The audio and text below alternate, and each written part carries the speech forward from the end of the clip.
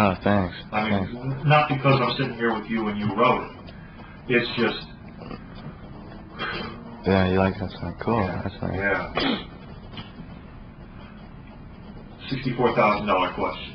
In your case, probably $250,000 question. How can a band that is totally ignored by radio? I think that you're being played on 12 radio stations in the United States right now. Well, right at this very point where we're sitting down talking and everything's changed.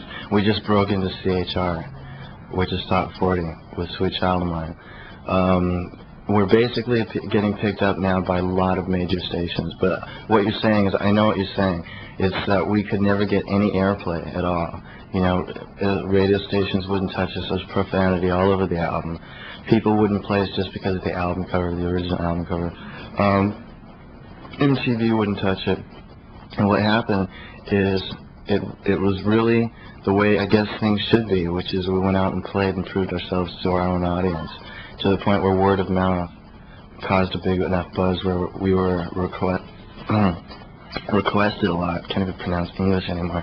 Anyway, and it was just getting to the point where if the kids wanted it that bad, then the radio, in order to stay, you know, they'd better do something about it. And the record company put out more records, and then it just sort of snowballed. It's still going. We're almost 2 million. This like just went back to number 7 in Billboard. So This sucker is double platinum almost. yeah. And before this, though, I mean, you were platinum without a whole lot of radio. Yeah, I mean, you know, yeah. no This radio. is just recent. That's why the album's still rolling. It's just now getting exposed to a lot of people. I don't want to get you off on anything, but this band has always got a taking a crap attitude. Yeah. Hurt or helped? It's hurt and helped, but more or less. Well, I mean, it helped. I mean, we got the right record deal. We negotiated our own record deal, and we got what we wanted. We don't have to do anything we don't want to do. We only do the stuff that we believe in, you know. I mean, we work really hard, you know. We're not the kind, like I'm here now, I'm not the kind of guy that goes, no, screw it, I don't have to want to deal with it. I work to the ends of the earth for this band.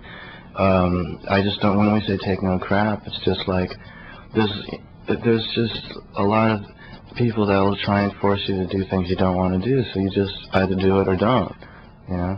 It helps, you know. I mean, there's been obstacles that we've had to get around, which has been sort of a pain in the ass, and none I can think of off the top of my head, but I know that has happened, just because we wouldn't conform, you know. What's the birthday of this band? When was it born? We're only 3 years old. Then I've got some articles in my files. I've been flipping on you guys for a long time, and I've got some stuff that goes back to 85 and 84, so I probably 85. 85 is when we formed. I read a lot on you. I mean, I'm telling you, the folder's this thick. You want a scrapbook? Come over to my house. I got your scrapbook, all right? I got your scrapbook right here, man. And one thing that I want you to go on record as saying that there were songs, one song specifically, for this album that did not have profanity on it. Mm-hmm. Oh, there's a few songs that don't have, yeah. All right.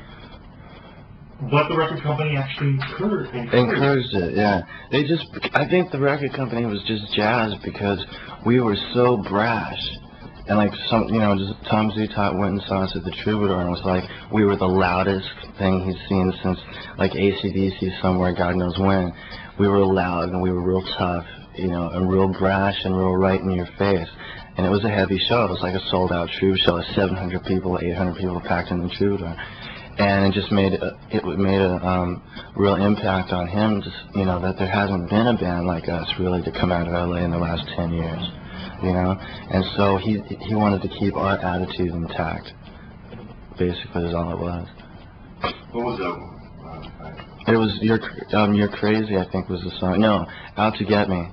And Axl when we were recording the vocals, had decided not to say one of the words in it. And Tom said, no, go ahead, it's okay. So you go back in and re-record it. Yeah, which was great. Because, I mean, that's one of the... profanity is something that sometimes it's the best way to express something. And the reason we seem so angry sometimes, like on the record, if you listen to the record, it's pretty angry compared to a Bon Jovi record.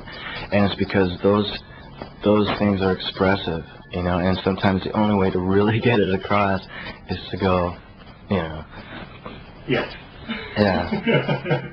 Expletive deleted. Thank you, Nixon. Right. You mentioned Poison before. They jumped in when you guys bailed out of the David Lee Roth show. Right. What happened between you guys? Why did Axl get fired? Why did Axl get fired? From the band? Yeah. Oh, he didn't get fired. We just got pissed off. And what happened was the management, in order to keep a good, steady relationship in this business, you can't screw around. You have to be a week, 2 weeks, a month on top of things. And when that happened and everybody was pissed off, Alan, our manager, had to make sure to connect with the Roth people and set things straight before, maybe if we had broken up and he didn't tell them anything until the last minute, that really would have screwed them up. So when we were in upheaval over the Phoenix gig that we missed, he called them up and said, look, there's some problems. So they got somebody else. Then when the problem was resolved, we wanted to do it, but it was too late. You know what I'm saying? It was no big deal, except for we were off the road for 3 months. Do you know how many papers reported that you guys fired Axl? Oh, I know. Well, things always get thrown out of hand. Thrown out of proportion. That's you didn't play with Roth, though? No. Right. Never played with him? All right, but you've seen Van Halen 18 million times. What do you think that David Lee Roth brings to rock and roll music? David Lee Roth now is a completely different thing that turned me on to the early Van Halen. And Van Halen now is a completely different thing that turned me on to him back when they first came out. That first Van Halen album was brilliant, you know. The second one was pretty good. They were always just a great concert band at the time. Well, I haven't seen them that many times. I've seen them about 3 times. It sort of speaks for itself, those guys, when they were really doing it. They had Eddie Van Halen on guitar, the ultimate front man, and those 2 guys, the other guys in the band were great too, but they just knew how to put on like a no holds barred show that was just like really good, and they had it paced right, and it was just like real natural for them. They had a perfect chemistry happening, and then it got really boring after a while. Then 1989 or whatever that album was called came out, 1987, I don't know, and 84, and that was like pretty boring. And I've only got up till Fair Warning as their albums, and that's where it stops for me. What do you see in Roth as the frontman? He's just good. He knows how to work a crowd. Some guys are really good at it. Some guys aren't. Some people can get all the attention, from the people from not even the first 2 rows, but all the way back to the back of the house. And it's just a talent.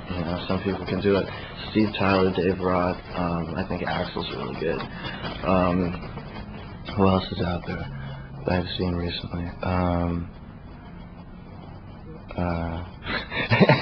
There's not a lot of bands that I'm really into, but there's always been people that just have so much charisma. One of the good things about us in concert is that as a band we're all really sort of like, there's not one particular person you watch the whole time, because everybody's real active, and and there's a lot of like violence that goes on. That's sort of, violence, not saying is necessarily great, but there's an element of violence in rock and roll which makes it exciting and dangerous. But watching a Guns N' Roses show is like a 5-night circus. Yeah. It's pretty constant, yeah.